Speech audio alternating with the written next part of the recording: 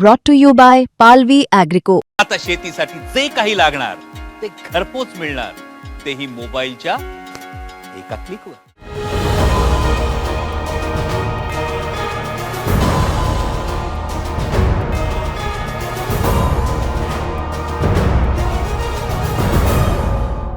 बुलढाण्यात काल रात्री शिवरायांच्या पुतळ्यावरून तुफान राडा झाला.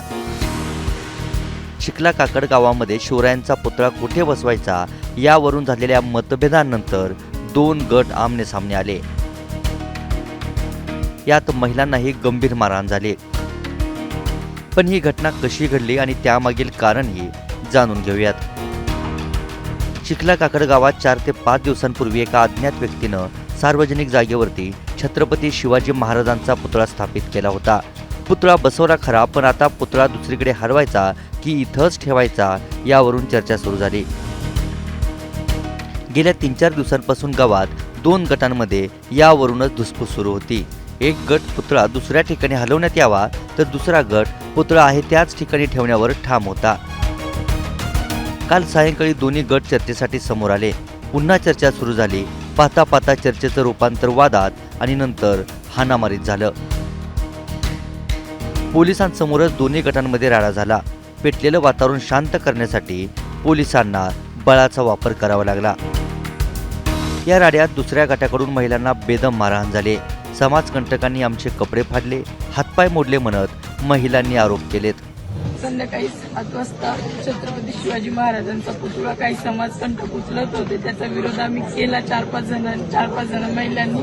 तर त्यांच्या माणसांनी माझे कपडे फाडून मला मारून आणून आमचा एकीचा पाय मोडलेला आहे, एकीचा हात मोडलेला आहे. तरी माझी सगळ्या मराठी समाज बांधवांना विनंती, तुमच्या बहिणीसाठी तुम्ही चिखल्यामध्ये यावे म्हणून लवकरात लवकर हात जोडून विनंती माझी सगळ्या भावांना. मराठा आंदोलक मनोज जरांगे पाटील यांनी याच घटनास्थळी भेट दिली. जखमींना आधार देण्याचा प्रयत्न केला. शिवप्रेमींनी सरपंचाचं पद रद्द करण्याची जरांगेंकडे मागणी केली आहे. यावेळी भाषणात बोलताना जरांगेंनी शिवरायांचा पुतळा लावण्यास विरोध करणाऱ्यांना जाहीर इशारा दिलाय. तर माध्यमांसमोर बोलताना आरोपींवर मकोका लावा, शिवप्रेमींवर हल्ल्याचा सामूहिक कट होता म्हणत जरांगेंनी मुख्यमंत्र्यांकडे कडक कारवाईची मागणी करत आंदोलनाचा इशारा दिलाय. यांनी केलेला छत्रपती शिवरायांचा अपमान पुतळा काढून फेकून दिला. लयच मात झाला देऊ, लय मात झाला. आधी महिलेला मारणं